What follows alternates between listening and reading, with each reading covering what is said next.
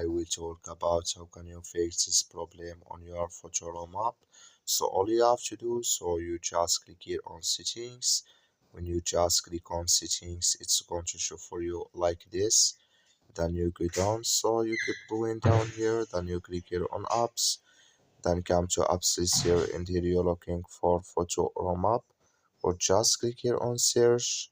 So then here add photo map is going to show for you, so it's going to show for you like this. Here you click on it, so then it's going to take you to this list. Click here on full stop, then you click on OK, then you go down, just click here on storage, come to storage list here, just click on clear cache. Then all you have to do, so you just restart your phone, install it again, then it's going to work with you. That's all you have to do. Thank you for watching. Don't forget to support us by liking, subscribe.